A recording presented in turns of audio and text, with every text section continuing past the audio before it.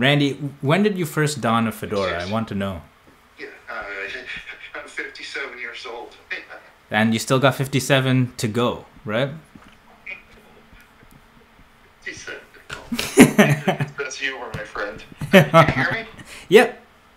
Oh, good. Okay. Yeah. Oh, let's see. Now that, yeah,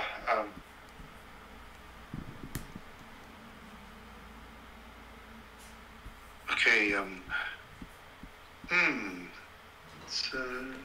So Randy, I got it all up, like monitored okay. now on my end, so you don't have to worry too much about that. But Okay.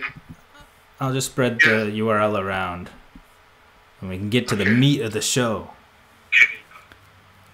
Yeah. Okay. Yeah. We are. Oh yeah. Okay. Hey, let's. Yeah. So Randy, why don't you tell the Random Candor immense fan base which you've recently joined? I understand you're my 27th subscriber. I'm honored and privileged. Yeah. Your channel is very interesting, and I'll start watching your videos. Like after the show, and yeah, I'd say sometimes it takes a while to get a person's name out there. Of course, it'll happen. Wow, Randy, please don't pity me, okay? I am very proud of my work. I earned all 27 of those subscribers. Yeah. Oh, that's true. Yeah. No, I'm just teasing, Randy. Yeah, I was. Yeah, I was. Let's see. I was.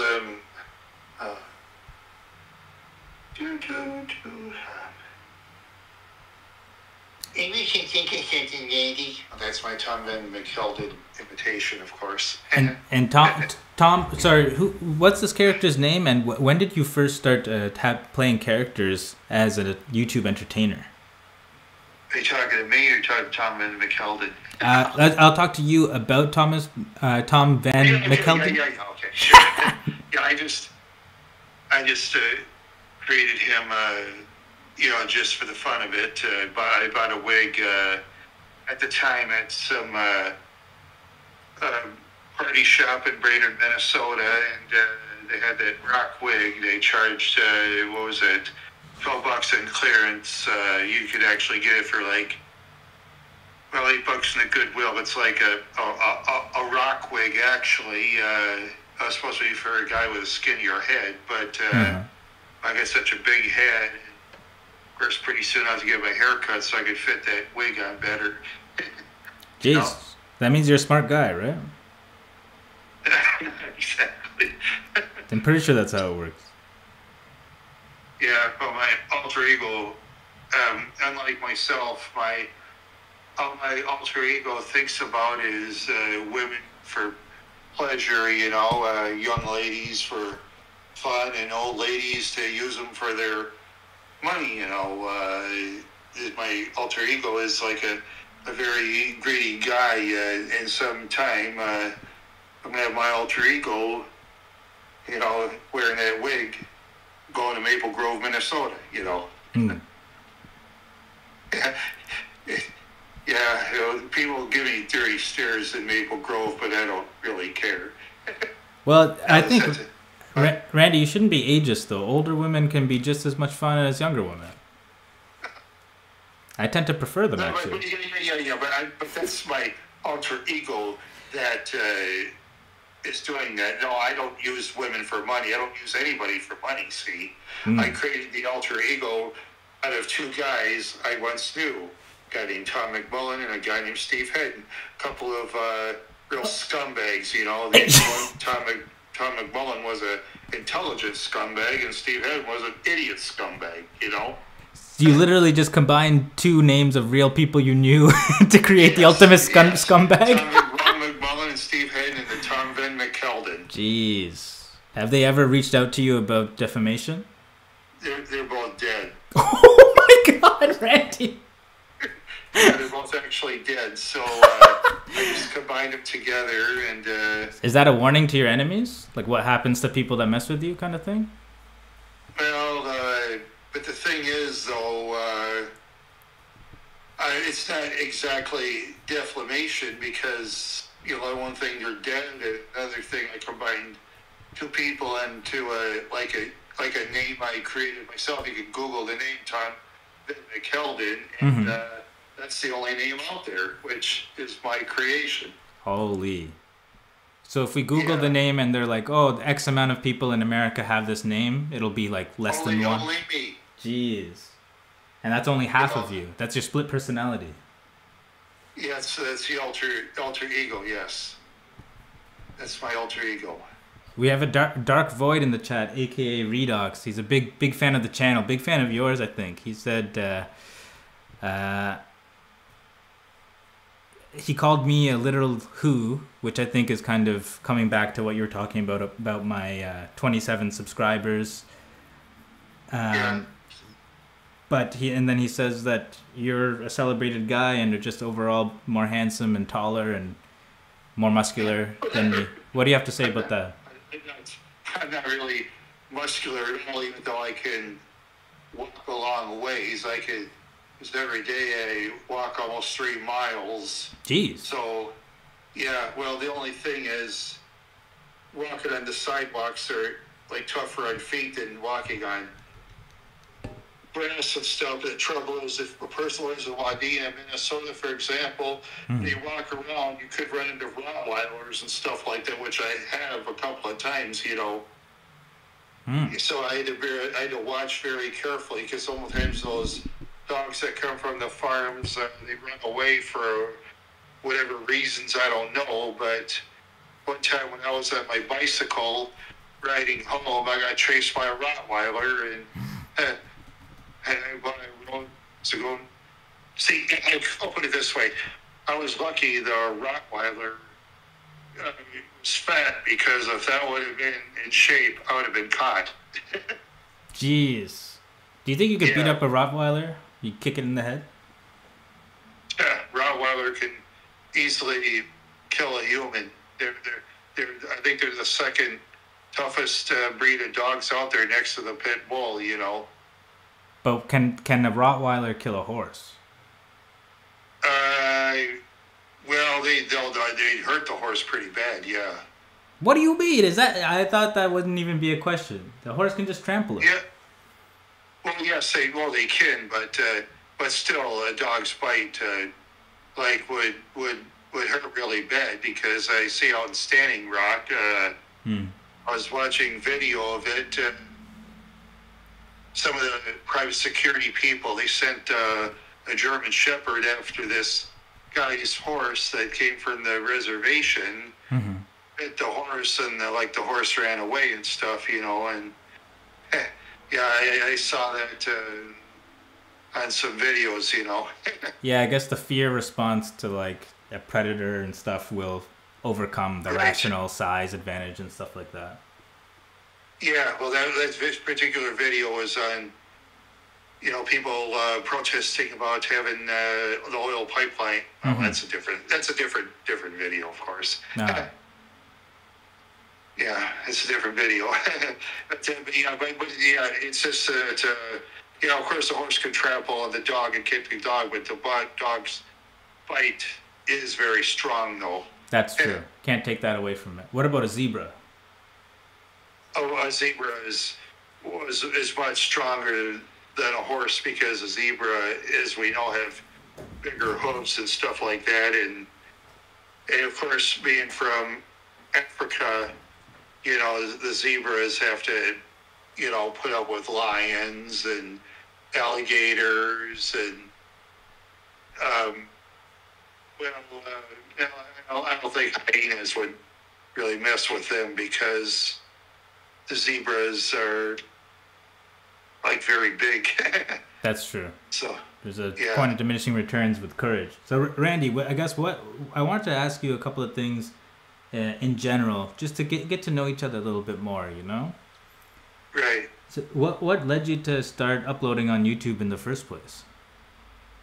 I just like uploaded, you know, there's a relative that told me about it. I uploaded a couple of chimes at first, and then this guy from so-called health pharmacy kept making calls about having painful ridge. I don't know what that means, to be honest with you, but he's trying to scam me out of some health crap, so I put that on YouTube and argued with him, and then he finally quit and stuff like that. And then after that, I started doing towns. That was before my mother died, and then after my mother died, I drove all the way to Flaxville, doing the YouTube channels, but then it was foggy because I forgot to turn the knob at the top of the camera to make it focus.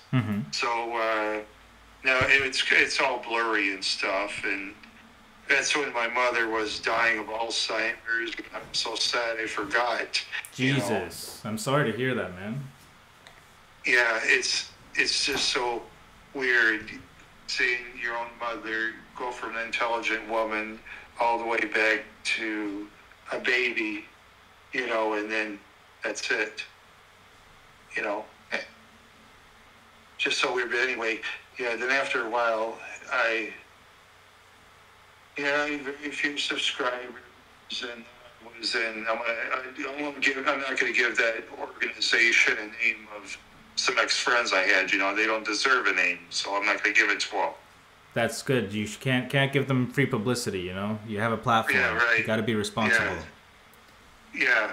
It's just some people that, long story short, they beg for likes and stuff like that, and the person's like a plagiarizer and stuff like that, and one guy worshipped him like he was some kind of spirit in the sky, something like that. He seemed okay at first, but after I got an interview with a real professional, then I was so happy I ignored him. The other guy,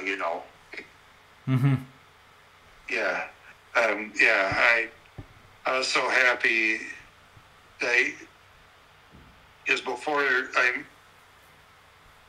I met my friend, you know who he is, right? A friend, Oh, Dark Void or Redox. No, Jimmy. I was interviewed by Jimmy's Treehouse. Remember? That's right. That's Mumkey Jones. MUMKE. Yeah, right. I'm trying to get him banned from YouTube. Sorry about that. It's okay, man. Yeah. Anyways, after I mentioned to him, I noticed a couple of the clowns. One was going places. Okay, I guess he thought that, if I go places, he could interview me or some checkmark channel. But it takes a lot more than that, because the checkmark channels, most of them, I'm sure, check the videos very carefully. And if some clown says, like my videos, and be friends with a plagiarizer, they're going to skip those people, Yeah, that's true. By the way, everybody, like this stream, comment what your favorite part is so far, and head over to Randy's channel as well to give him some love. It's up to the people if they come to my channel or not, And I don't care I don't really care if people like or dislike my videos, because it's no big deal. Because back in my past life, when I was a younger man and a child, I was abused real bad, as well as other kids I've seen, that get abused real bad. So to me, likes and dislikes are like no big deal, Speaking for myself, it all depends on other channels, You're a tough guy. Not exactly. I'm a good talker. Fair enough. You're smooth tongue. See, we used to come from Minneapolis before Brooklyn Park. There's two kinds of people, the talkers and the fighters. I was the talker. I would put myself in that camp as well. Yeah. Oh, yes. Yeah, I was... Yeah, I just had to learn to talk really well and stuff like that. And, But you strike me as someone that's not necessarily a pushover in my like few days of knowing you. Like I think you'd stand up for shit and you wouldn't take, some But street yeah, stuff. well, after a while, I'll tolerate stuff, and then You will rise I'll up. either ignore them, or if they want to keep going, then I'll start arguing. But usually, say if someone disrespects my vehicle, say if they put their foot opening the door and something like that, like one person did who didn't give me gas money, I just won't talk to that person anymore. Cut them out. Right? Yeah, that's the best way to do it. I just won't help them anymore, because that person doesn't have any friends. But that guy was like an old man. So I mean, he came from small towns, obviously, because say a guy like him, like if he would have came from Minneapolis, Minnesota, doing that where I came from, people do what they want. Yeah. Minneapolis, St. Paul, or in other bigger cities. Shout out Minneapolis. Besides it. Yeah, I mean, they're different. And then, of course, like in Brooklyn Park, Brooklyn Center, the snotty kids and stuff, they used to be act real cool and stuff, but then when the bigger city people started moving there, they ran away, Yeah, it's the white flight, right, Randy? Well, not exactly. Not exactly the white flight. It's the snobby kids flight, because see, poor people like that move there. Poor people tend to fight. So the snobbier people with more money and a bad attitude, they'll run away. That's how it works.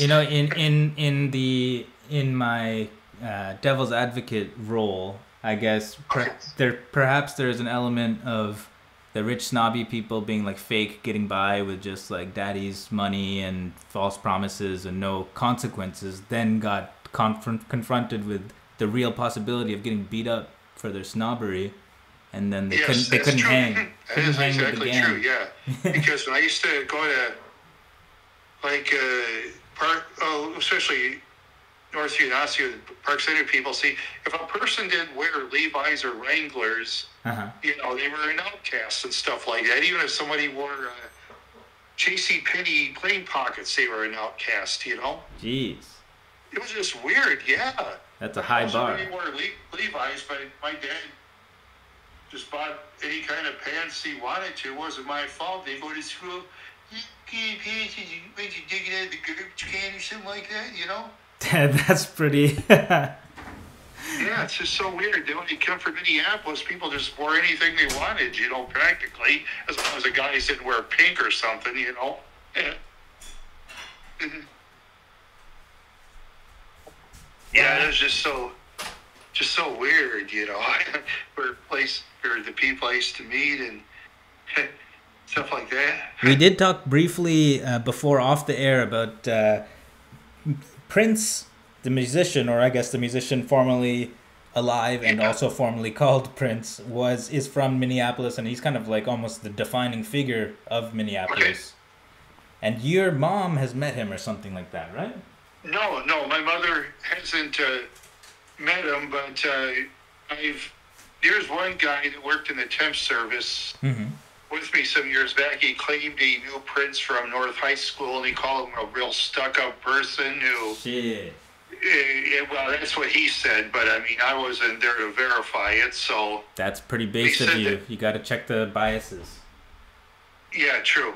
But he said that he was like a very smart kid and stuff, and my ex-friend Brian said that Henry, I guess Prince's mom, was a hall monitor, and he claimed she was nice, but I can't really verify that either. So, but I never knew Prince or his mom, but as far as his music is concerned, I really never got into Prince's music.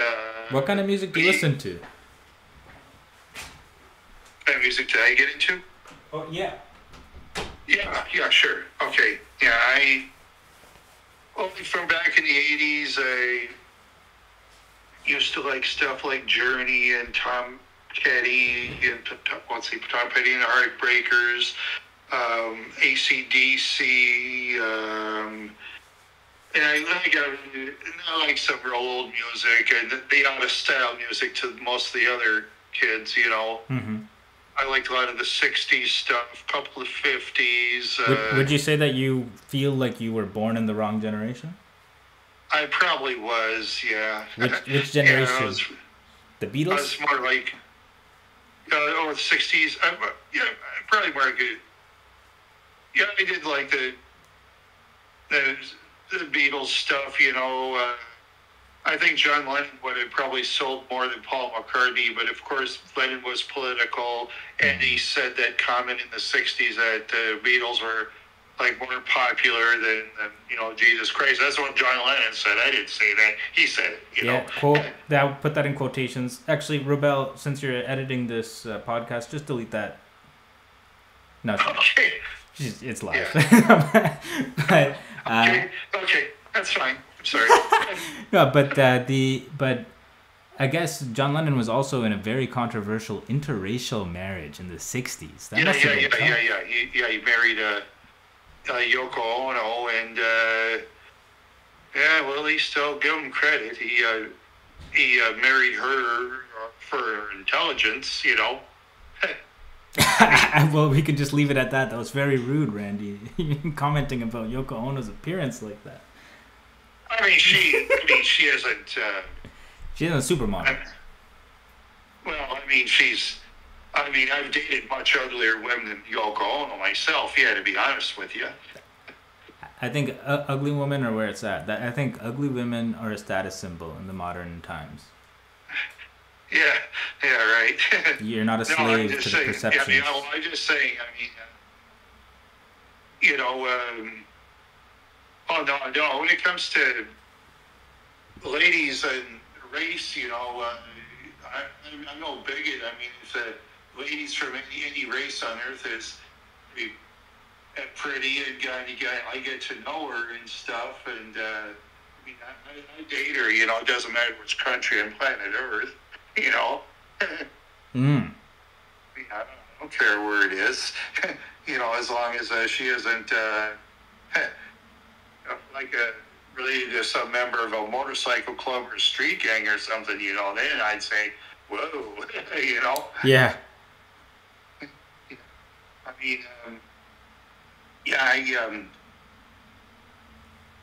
I won't say which motorcycle club. Oh, hang on for 1 second, Randy.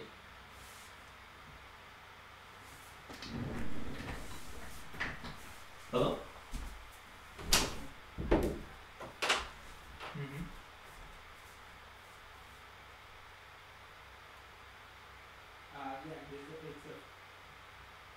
Yeah, the front glass door is open, right? Okay. Yeah, it's the go up one flight of stairs and then it'll be right at the door. Okay, no problem, bye.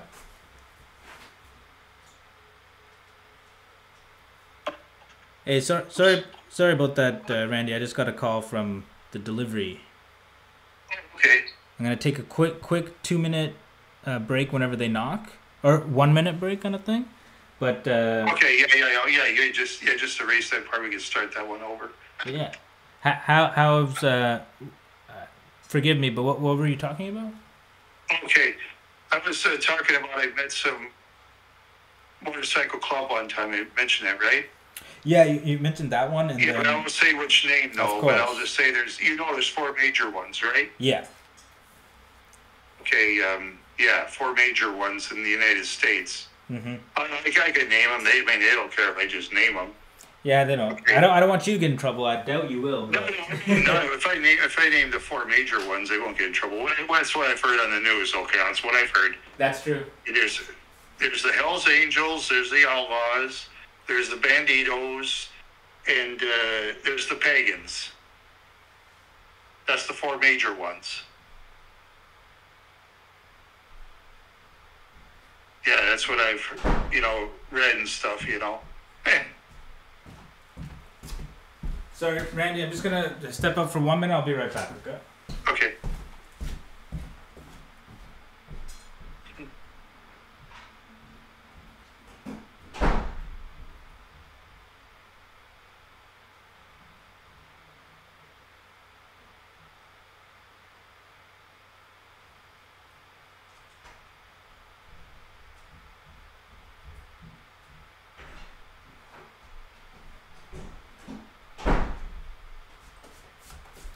All right, we're back. We're back. No more interruptions. But you're going on about the four big MCs. Yeah, the four major motorcycle clubs. Uh huh. That what I've read, though, you know. Mm-hmm. Okay. There's the Hells Angels, the Outlaws, the Banditos, and the Pagans. That's right. So the Pagans and the Banditos aren't that big in Canada, but the other, as far as I know, which is very little. No, the major ones. Okay, Banditos I've read, they have like 1,000 members, and the Pagans have about 1,000. That's what I've read anyway. You know. Okay. I mean, but they're tough though. But on the Outlaws, what I've read are like no. Well, you know, they're both very large. I'll put it this way: the Outlaws and Hells Angels are very large. Yes. You know, in numbers. Agreed. Yeah, and I mean, like I said, I've met Motorcycle Club before, first and last time. You know, first and last time. Yeah. You know, if they want to take over a state park, you know, I'd let them have it. Here you go, enjoy your state park. Go somewhere else. That's what I tell them. Yeah. That's what I tell them because they're big and stuff like that, and I'm a Randy. That's all. That's what I am, a Randy, and a solo horse. 1 horsepower. But Randy, what do you? I have a feeling that the motorcycle club culture, I feel like got a pass very early on because there were. Well, actually, I wasn't there. Maybe you could speak more about it. But I feel like they were allowed to grow so profusely and be outside the law, largely because they were white gangsters instead of black gangsters. Well, I'm not sure exactly about the race part, but historically, I mean, it's maybe not so much these days. I'm not sure though, but for the I guess for street gangs, whatever street gangs are and stuff like that, I don't think I've actually met any. Maybe I didn't meet them and didn't know about it. I don't know, but I guess I met one guy. He claimed he was. Excuse me. Once in a gang, he's probably one of those small ones with about 5-6 people or something like that. Who knows? but as far as they are concerned, you know, they do what they want to do, and I stay out of their way. Yeah. Why invite the trouble? Yeah. I mean, I just stay out of their way. That's what I do. I stay out of their way. Yeah, it's best, you know, and. Yeah. Sorry, I was gonna say I wonder in the college towns where you were saying earlier about you being a pretty physically big guy and hence drunk kids always want to test their might kind of against the biggest guy in the room and seem real tough. That was in bars and stuff like that, you know. Yeah, but I wonder the college towns. That's a good question. I used to go to a bar in Morris, Minnesota. I kind of liked it. It was a strange name. It was called Grady's on the Atlantic. Cool. Yeah, it was kind of a cool bar, and I'd drink a pitcher or two of beer and drive home all the way to Cyrus, you know. Wow, you 10 miles away, and I was pretty drunk, at the time.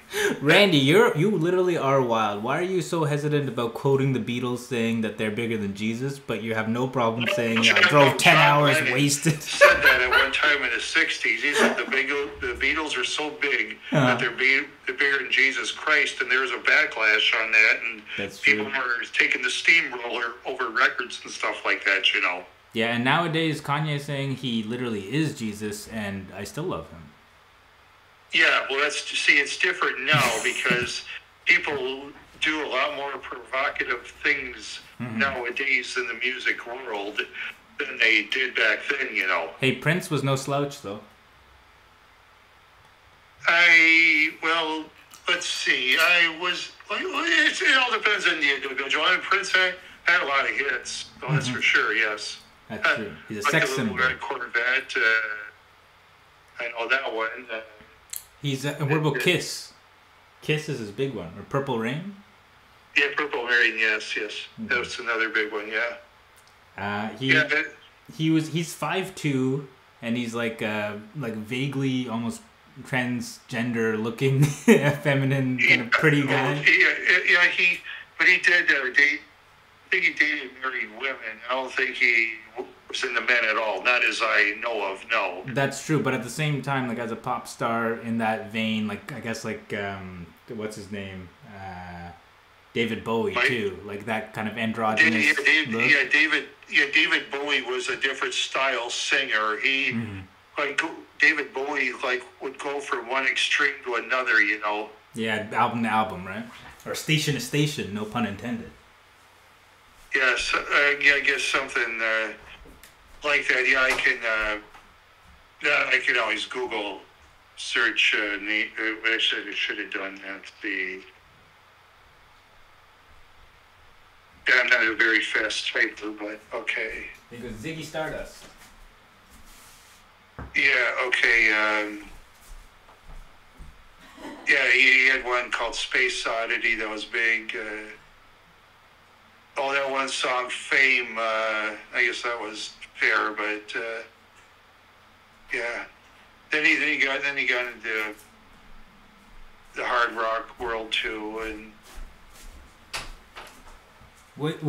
does AC/DC have like a rival band, like comparable?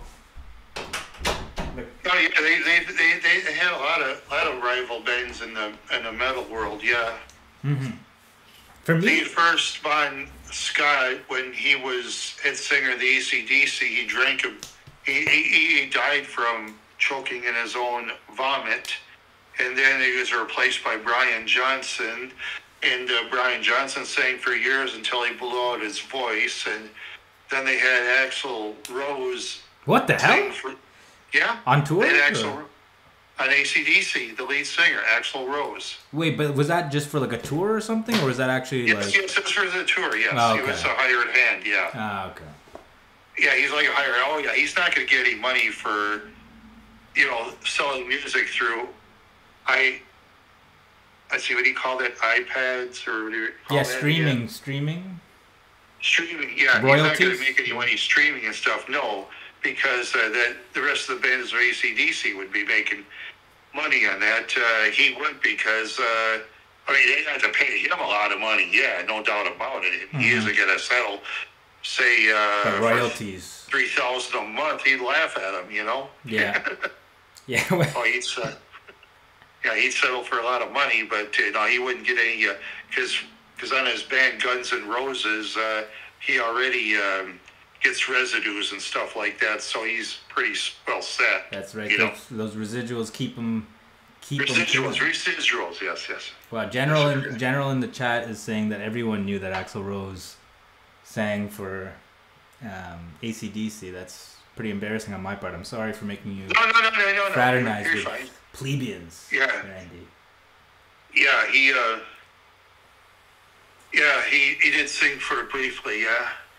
So that's because, like I said, Brian Johnson blew out his voice because of the way he screamed when he was singing all the time, How does that happen? Is that like permanent? Like eventually? It could possibly be because when a singer sings really loud and stuff like that, it's a strain on the voice, But is it it's very irreparable? straining on the voice. You know, I wouldn't see. I can't when I sing my crappy songs on my YouTube channel. I can't really scream like that. You know.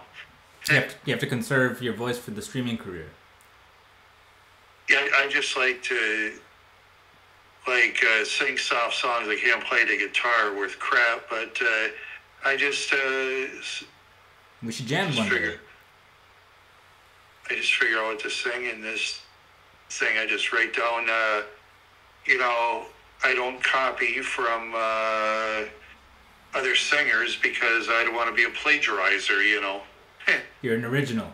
I respect I try that. to be an original. Yeah, I'd rather not plagiarize like a lot of people do. Because I've seen people, you look around on there, they'll just totally copy other people's songs. They think, oh, I'm going to, you know, get a lot of views and stuff like that. And actually, they're not going to, because to a lot of people, that's like insulting, you know.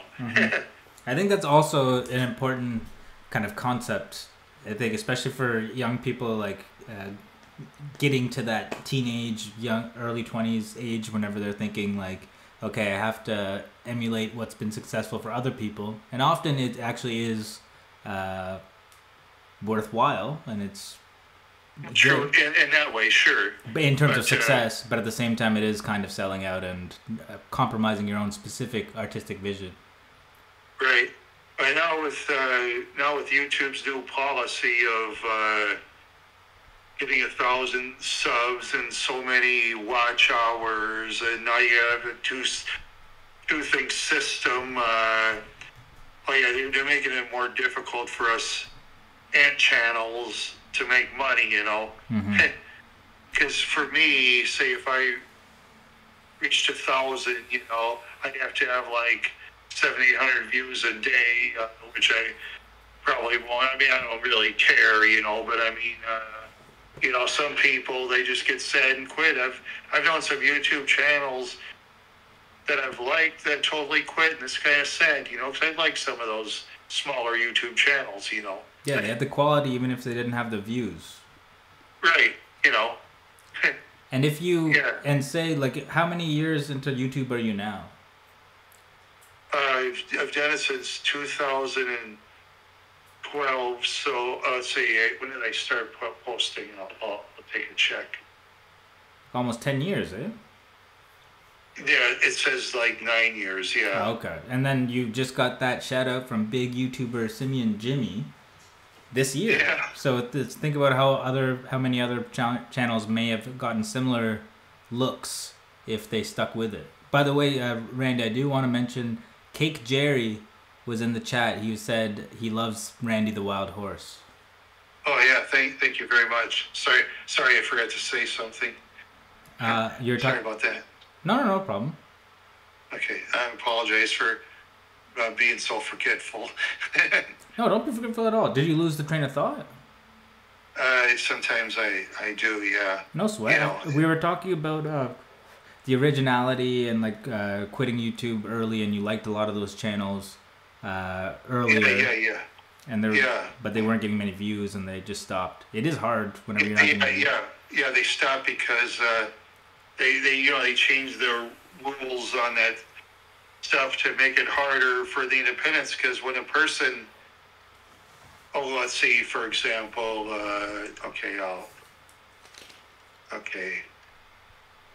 I'll just try to look at something.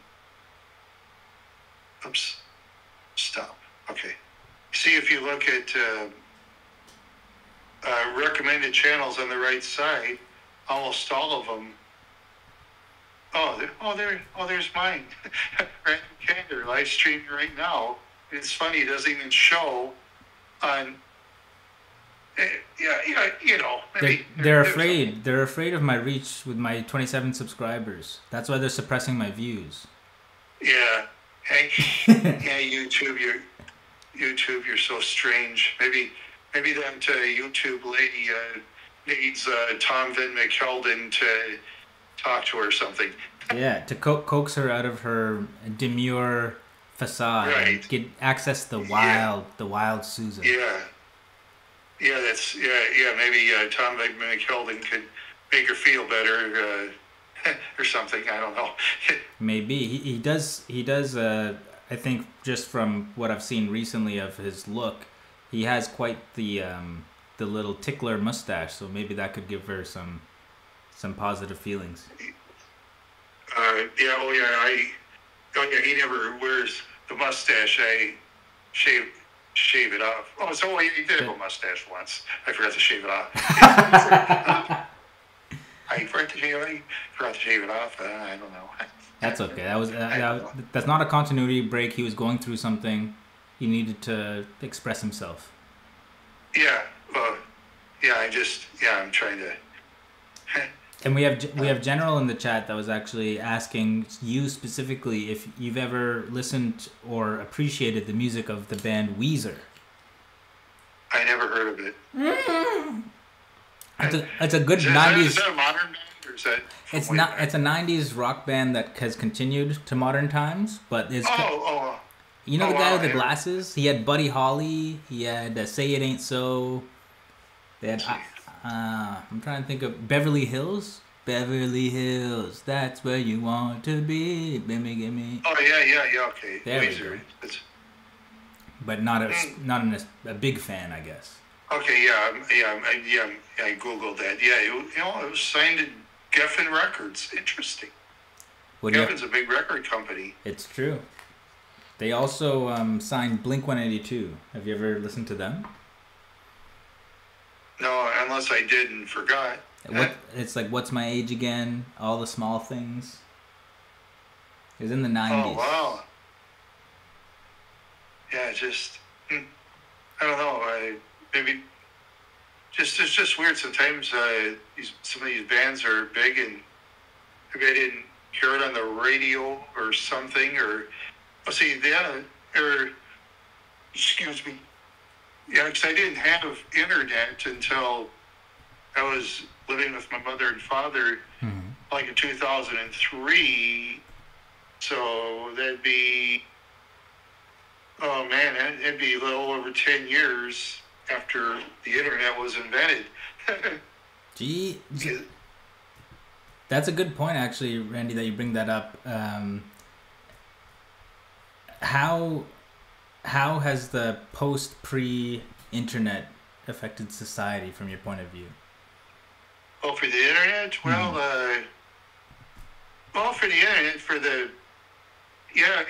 I see more people like, I don't pay as much attention as whiners in the comments, but I see a lot of people are in their phones tapping stuff all the time. That doesn't bother me at all, but sometimes I see people texting while they're driving, but they better be careful in the state of Minnesota because if they get caught, they're going to pay a big fine, Yeah, that's true. Is that the same in your state? If they text, they get a big fine if they're caught? Yeah, I think so, but it's quite difficult to catch, right? Especially because you have like the GPS and stuff, but it's better not to run the risk. Right, but I've seen like very few people do it while driving though, because Good. You see, in the state of Minnesota, our fines are large. Mm-hmm. They love fining people in Minnesota. They have so many fines for things that isn't funny. Like what kind of things? Let's see. I'll look it up. Fines for texting while driving. Okay. Yeah. Excuse me. Okay, I'll see it. Yeah, texting. Come on. Let's see. The first time the fine is $50, and with the surcharges, you pay more than $100 for your first offense, and subsequent violations is a base fine of $225. Mm-hmm. That's a lot of bread. That is a lot of bread. Yeah, a lot of money, man. Yeah. $225 for the second offense? Yeah, I mean, I won't do it myself. Yeah, I have that stupid thing I put on my car. I mean, it's not stupid, but see, I bought this phone holder from Walmart for $15. It's so bad that it droops. Mm. Yeah, it just droops really bad. So Wait, you talked about that phone that phone holder in the stream the other day. It's bad now?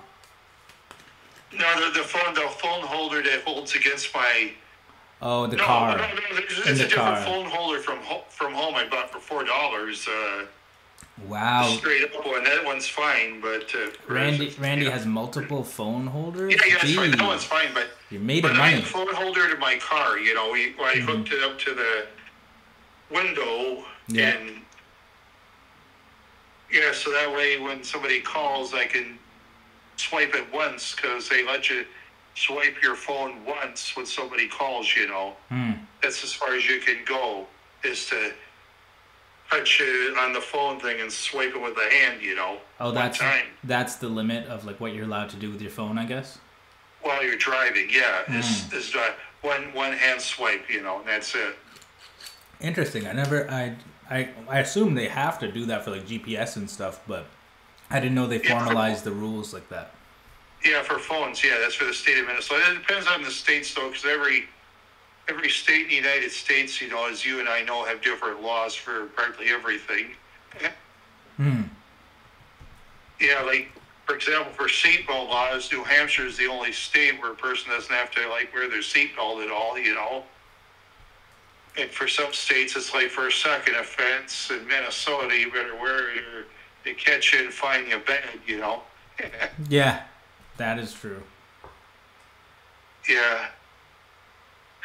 Yeah, and then you see on YouTube, you see some countries around the world that you see kids on their mom's lap while either driving or on passenger seats. Some of the countries around the world anyway.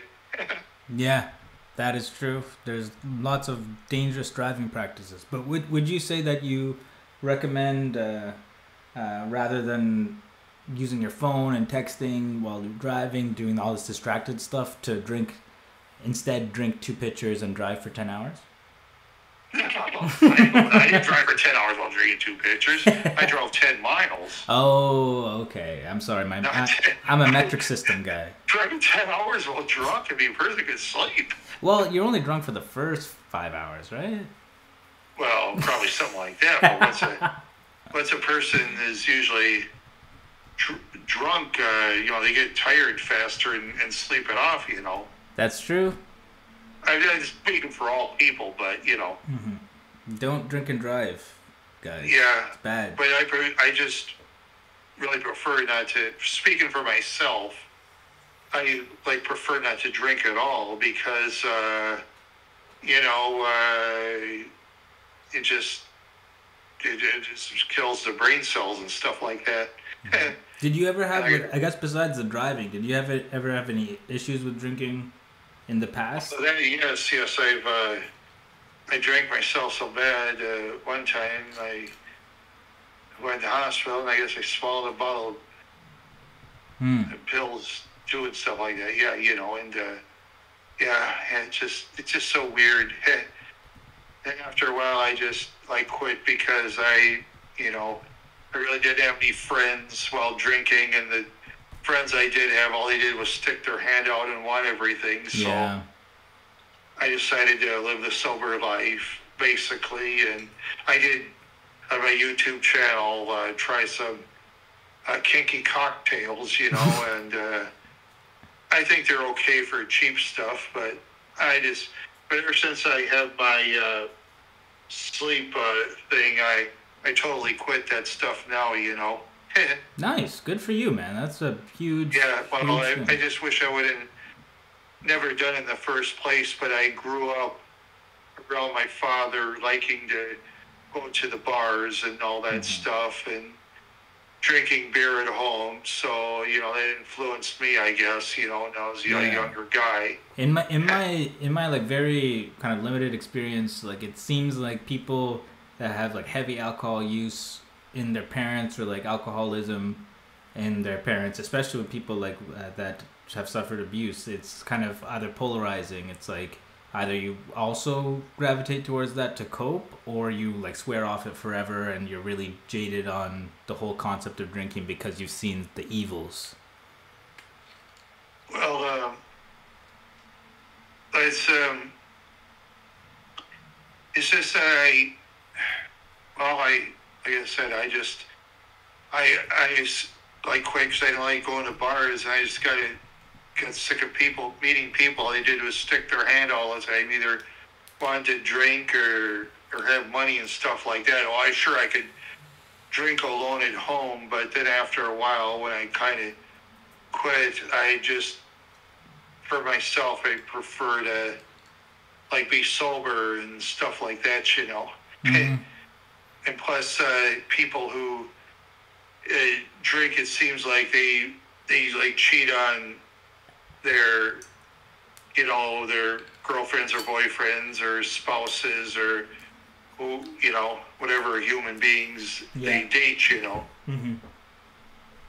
It's true. It's associated with a lot of negative behavior, just lower inhibitions and stuff, and also just correlationally, like it tends to be like, you know, if you're heavy drinking a lot, you might also be a little bit less or more selfish or less respectful for rules. More selfish and less respectful towards other people. That's true. Yeah. I guess that comes with the addiction of most kinds, and it's hard to draw the line of like, you know, what's this person just consciously choosing to be a shitty person versus what is a victim of the circumstances, right?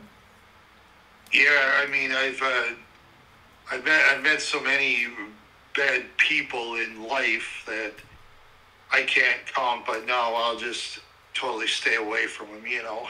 Yeah. That's what I do now. I just totally stay away from them because they're just like not worth it.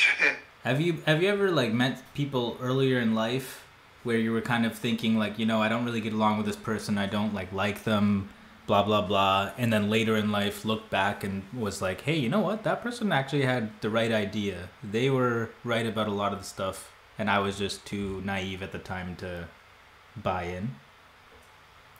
You know, yeah, I've had people told me you do too much drinking and drugs and stuff like that. Yeah. I mean, technically they were right, but the ones I met, they would be my friends, but they never used me. No. You know. Yeah. No. But but like I said, you know, after I'll go back to my high school. See, we're gonna have this 40-year high school reunion thing. That's right. You know. When is that happening? I won't. Yeah, it's around September, something like that. But I'm never going to go there because most of those people there, they were partiers. They some of them stuck their hand out. Some of them owe me money. You know, they used me for rides. One guy threw me on the ground in the old osteo gym class and tossed me, and another guy kicked me in the leg in junior high so hard that my desk moved and stuff like that. You know, people don't forget. Yeah, I don't forget. No, and I just don't want to meet him anymore. You know, that's true because I just have no reason to meet him because I will probably, you know, tell them off, and maybe I'll get a small chance to get irrational or something like that. I don't want to be irrational, so the best thing to do is stay away from them. Only negative things can come, so why invite them? I can understand that. And plus, you can also reach out individually with like Facebook and all this kind of stuff these days. If you really do want to reconnect with someone specific, then you can do that without the reunion. Right. I tried to reach out to one ex-friend I had to let him drive my car. The guy called Elmer. Wrong smell, and he gave me the only thing he ever gave me after he used to ride my car, and I bought things. So the only thing he gave me was an invite card, and I burned that on my YouTube channel. So you know, I got so mad I burned it. Oh shit! I set it on fire and showed it. Yeah. Oh my god! Did you say wild and then do your crazy face? Yeah, I just. Well, I just burned it and got mad, you know, and just, you know, he just ignored me and moved the friends thing, and, you know, I guess he just didn't like me anymore. That's fine. I knew where he lives and stuff like that. But I see over Union, people were looking for him, and I'm not going to tell them where he lives because that's like none of their business, really. that's true. But that was kind of the intention of burning his card, right? To sever the. Me, after I talked to him, if he just said, "Hey, man, I want to talk to you," or goodbye, he kept his card. But he didn't do that. He just removed the friends thing, and that was it. Mm-hmm. That sent the message. Yeah, he just told me he didn't want to talk to me anymore his own way. He didn't say anything. Yeah, which is fine. It's kind of passive, but at the same time, you were being quite provocative, so I can't blame him too much. Yeah, blame him or me. Yeah, I think it might have been both of your faults. Maybe in that way, yeah. But at the same, it's like burning his invite card, It's setting it on fire. That's on YouTube. It must have felt good. Yeah, it felt good. Let's see. Randy, you did mention before that back in the day you were like drinking heavily, but you're also using drugs, and people were trying to say like, oh, you know what, maybe you should chill out on that. And at the time, as is the case for everybody, whenever you're in the midst of it, you can't really appreciate people are coming from a good place. Yeah, they did until I lived on the poor side of town. Then nobody really says anything, Fair enough. But what other kind of drugs were you into? Oh, besides marijuana? Sorry? Besides marijuana? Well, I guess so. Marijuana, and then okay, let's see. I've tried black hash, brown hash. I've tried cocaine. I've tried. We actually call it these days in 2022. We call it African American hash, Randy. Yeah. No, I'm kidding. No, it's still called black hash. No, it's black hash. It's this little cube, you see. It's black. Yeah. It's black hash and brown hash. See, the black hash. Don't worry, Randy. I know. That's the stunt that makes the person really fly. Mm-hmm. Brown hash kind of doesn't, Yeah. You see, okay. Besides that, let's see. I've tried LSD. How many times? It's like a little cube. It's like. But wait, it's like no, I mean. They call it acid. Yeah, Randy. How many times have you done acid? Twice. How was it? And I hated it. You didn't like it both times, No. After the second time, I was walking around Minneapolis in the alley out by Laundry Avenue. It's known as a dangerous area for years. Mm-hmm. And I was thinking stuff like, kill her, be killed, kill her, be killed, Jesus. kill her, be killed, kill her, be killed, kill her, be killed. After that, I quit. And I finally made it home because I thought I was going to get jumped. Yeah. Which wasn't like a paranoid thought. That was a realistic. It was a thought, but see, I was in a dangerous neighborhood, Yeah. Going in an alley in Minneapolis by Laundry Avenue. Laundry is a very dangerous avenue. I mean, it's a lot more dangerous now, but back then it was dangerous, Mm-hmm. Yeah, because a lot of people, they jump people for coins in certain areas. Mm-hmm. It's just so weird. Jeez, that's scary. It's a scary environment.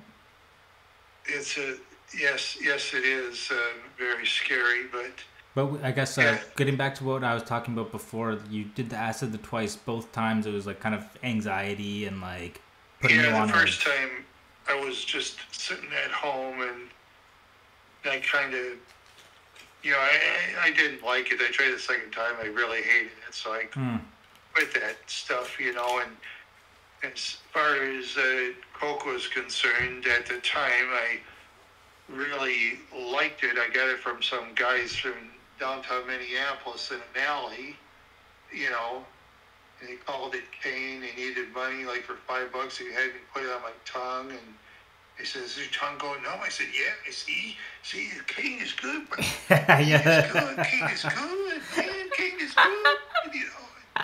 And started some up my nose and snorted. I shared it with Brian. And extra, and Brian made me mad for some reason, I don't know. And then I went back downtown Minneapolis floating around on a city bus. And I was just surprised that I wasn't jumped. Because Yeah. I mean, I didn't have a car or nothing, but even if I did, I couldn't drive, you know?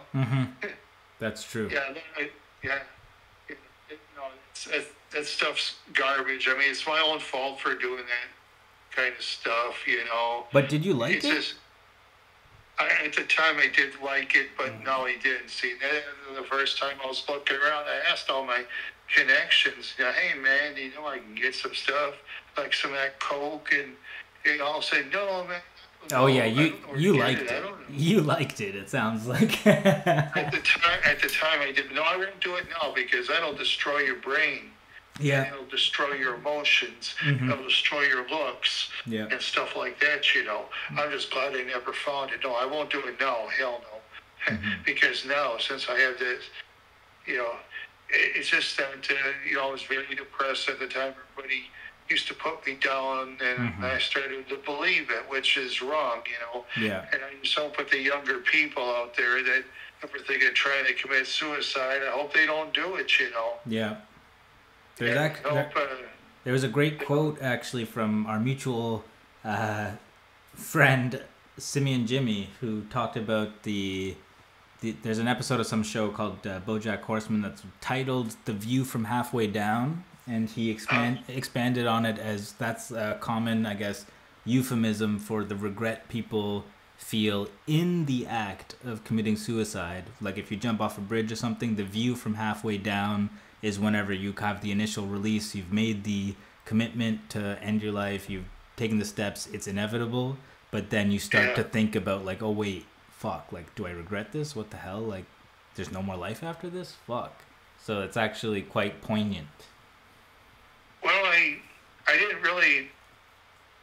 See, I think one time I thought of jumping off a bridge. I think I was getting stoned out by the Mississippi River at one time, Minneapolis, and there's this bridge. It's called either the Weber Bridge or Camden Bridge. You know, I was gonna walk down there.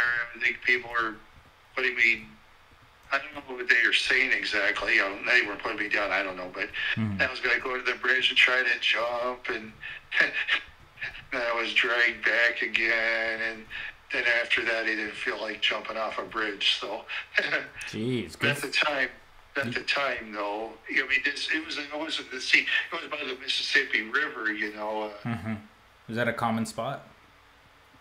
At the time, yeah, until they put these real high fences up there where people can't really jump anymore, you know. Yeah, in Minneapolis, they put real high fences so people can't commit suicide and jump off bridges or jump off bridges into a freeway like 35W, for example. You know, that's the main federal highway, you know, or 494 state highway and stuff like that. Or, you know, because a lot of people didn't jump at the time, you know, and it's a good thing they stopped it. And I'm sure, like the IDS building, I'm sure they like put the fences up on the top. High. Yeah, like on the second floor, they put the fences up higher over there too, because I'm sure people committed suicide jumping off the second tier of the IDS. See, the IDS has like, let's see, 54 floors. Okay, well, you can't jump off. A person can't jump off that anyway because it's real tall. But I mean, but the second floor with the balcony and stuff, you know, that was a practical. Okay. Did you ever watch a show? You heard of the Mary Tyler Moore show? Sorry? Mary Tyler Moore. It was an old show in the 70s. I have heard. The escalator in the IDS. Actually, funnily enough, in that Weezer song "Beverly Hills" we talked about a little bit a while ago, they talk about Mary Tyler Moore as well. Yeah, well, they showed her going up the escalator in the IDS on the second floor and stuff. Yeah, they. Oh, and that's a trope. Yeah, people had to put up the higher fences and stuff, so that way, you know, people don't either jump or someone like toss them out. I mean, there's people that tossed people out of the bridge too, and you know, those crazy people who committed, you know, the M word. Yeah. Or the H word, as we all say. Yeah, because I mean that's. Now I'll have to Yeah, I'll have to look it up. And also That's like plausible deniability, right? You can just always blame suicide if it's a bridge thing. yeah, but I mean, if someone threw him off, that'd be. No, I mean in terms of like the logic of why someone would do that is like, okay, well, you have a defense. You can be like, no, they probably were Yeah. just depressed. It's True. whatever. But Randy, I should mention that I'm studying kind of psychology as a field, so Okay. I'm quite interested in Okay, this. that's fine. Yes. I'm quite interested in these kinds of things, so that's why like No, that's fine. That's fine. when Sure. you were talking about that urge or like that feeling in the moment versus later when you're thinking rationally, it's real. Like that kind of impulse or those fleeting thoughts aren't necessarily Yeah. going to translate into making a plan and really going further. But at the same time, if you're in the right spot in the right location, having that little barrier of offense can make a huge difference. Yeah, that's true. But now though, it's like I said, they got real smart, so they build the fences real high now for the freeways, and I mean it costs extra money to do that, you know, and well, we know how they, of course, get the money through taxpayers. We know that, but I mean, because like a state bridge and stuff like that. I mean, it depends on the states. I'm sure some states they do that, and some states they don't. And I know some states they have toll bridges and toll roads. Oh, they spent. Well, who knows? But even then, that's kind of search through everything on. Yeah. But how high offenses they put on bridges doesn't interest me really too. Really. But I guess it is true, like, you know, the taxes are supporting that stuff, but it's a one-time installation fee and maybe some maintenance. And that's like tens and tens of years of people having that protection and that element. And depression specifically, I think, is the biggest cause of, like, cost in terms of, like, both years of life as well as financial cost for people calling off sick or kind of quitting their job or getting fired because of it. So like it's always like, even though people are like, you know, mental health is only for the homeless people, blah blah blah blah, all this stuff. No, there's a lot of people that have committed suicide that let's see, there's Kurt Cobain, he committed suicide allegedly. That's one of them. That's one of Nirvana. And I know the Osmond's son, he committed suicide. That's one that there's this. Marie Osmond's a sister of the famous Osmond brothers, you know. Oh wow! These kids that sing, yeah. See, her son committed suicide. You know, he was depressed for some odd reason. So Randy, I wanted to take a step. I wanted to take a step back there because you just kind of rhymed off two very high-profile cases of suicide. And first, we started with Kurt Cobain, international superstar, cultural icon for decades to come, still relevant in terms of its iconography. And then second, you say the sister of a famous band. No. The son. The son of which makes it worse. Famous singer dancer named Marie Osmond. She was a sister of the Osmond brothers. Which makes it even worse, Randy. Of the 70s, you know. Because you're equating basically Michael Jackson with like the brother of the singer of Weezer, which is a band you don't even know. Yeah, I never heard of Weezer. No. No, I'm just teasing. But go on about other high-profile suicides. Yeah, well, they did commit suicide stuff. I mean, there's famous people who commit suicide. You know, it comes in all forms of incomes. You know, there's some millionaires and billionaires that have committed suicide too. You know, it's not just, you know, very poor people. You know, and poor people. You know, poor people that say, "Oh, I'm happy. I'm poor. I made all this money." You know, the vast majority of them are lying, you know. But what is happy? That's the other thing, because it is, not to get too philosophical, but there's a sliding scale, right? Like they say, like, okay, you make, I think there was one study that was saying if you make $75,000 a year, or like maybe your household has $75,000 a year, then, no, actually I think it's the individual earns $75,000, then beyond that, any further money increase isn't necessarily going to give you returns on happiness. It's more just like you have your basic needs met, so you need to kind of focus on other things outside of income in terms of bettering yourself as well as your station in life. Yeah, well, that's a thing with people. I mean, it depends on the individual. You know, some individuals they'll just be total misers and not really spend anything no matter what. And there's some they'll just spend beyond their means and buy Corvettes, caviar and champagne, and live in luxury mansions and stuff like that. You know, it all depends on the individual. Yeah, and like you were saying too, like oftentimes people that have like something going on where they're thinking like, you know, I need to spend this money to have this car, so I project this certain image, might not necessarily have the income that would normally sustain that. Oh yeah, and I know people that like steal and stuff like that to get their money, you know, and there's some people like from way back before when they made packs of cigarettes and cartons, paid like the same amount of money, right? Mm-hmm. Before that, see, cartons used to be cheaper than packs, and sometimes, like, people would buy cartons, they'll, like, work in say, a gas station or something like that, and they'll replace the cigarettes, you know, with the carton ones, and then it'll, so, like, make a bunch of money off that, you know, but if the person gets caught, the ATF will get after them, you know, because that's part of the Bureau of Alcohol, Tobacco, and Firearms. You got it. After me. You did mention earlier about some kind of people. I think it was the canine story about getting bit by the Rottweiler. No, I never got bit by a Rottweiler. No, I almost did a couple of times. But you did mention that like there was this person that came from a reservation. So are there a lot of indigenous people in Minnesota? Well, yeah, there is.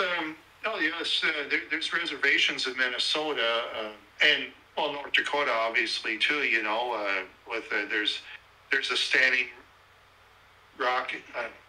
I can do the Google Maps and stuff. No, Randy, don't even worry about the specifics. But I'm from Canada, so that's why all this kind of stuff geographically is foreign to me. Yeah. In states, they have lots of reservations, like the Cherokee, and I have not named. I'm not sure from Indiana. No, I'm that's actually very hilarious. I'm Indian ethnically. Oh, okay. I thought you said you were from the state of Indiana. No. I wouldn't be caught dead there. Yeah. I'm kidding, Randy. There's reservations there. There's Red Lake. You know, there's at least 5 or 6 or more, you know, and and then my Aunt Genevieve was married to my Uncle Stanley. She was a Chippewa from the Turtle Mountain Reservation. She had an argument with my dad.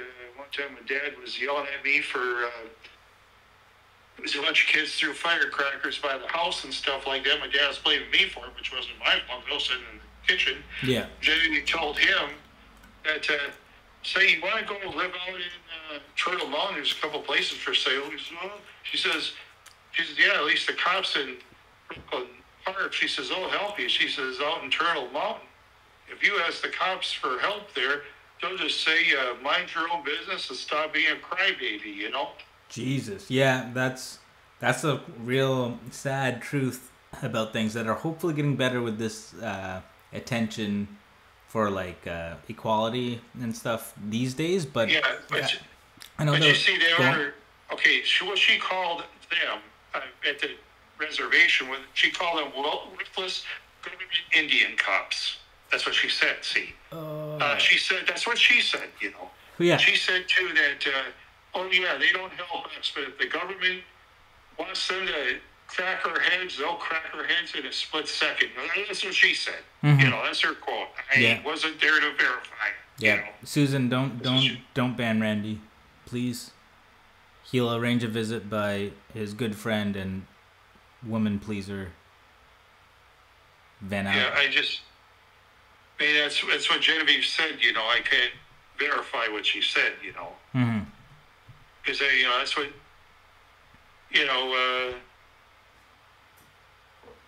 I guess. Well, hopefully, now, like I say, hopefully things are.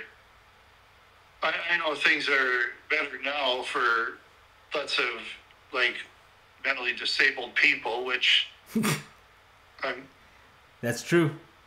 Yeah, which I'm one of them, because back in the days when I was younger, it sure wasn't fun, Yeah, actually, that's a good segue, Randy, because you did mention this drug that really fucked you up. What was it called again? Yeah. It's called Thorazine, yeah. And I Thorazine. So that is something. Pill bottle. Go on. Yeah, I still had the pill bottle. I was on it for 4.5 years. You still have the pill bottle? Yeah, so. Why? It's someplace. Yeah, it's just so weird. I still have it. One of them. But the only one. Is it a souvenir though? Yeah, I'll keep it as long as I live. Yeah, it's someplace that I lost it, as usual. It's so weird. And well, anyway, I was on it. Was it 10 milligrams 3 times a day? I was on it for like 4.5 years. It looks like. It was when. I was put on it by a doctor. I was in Berlin at first. They put me on Thorazine. I was high as a kite. I got video on it. Damn, you were a vlogger early on, eh? I was on it. See, it was my mom's home movies. I put it up on YouTube. Cute. Yeah, I put those up too. And that's some OG shit. That's what YouTube was meant for. When I was 7, 8 years old, and of course, I have another one when I was a baby. At 6 months old, and color, by the way. So, oh wow, it's just so weird. I'm one of those rare people where in the '60s I was in color film. Jeez. Yeah.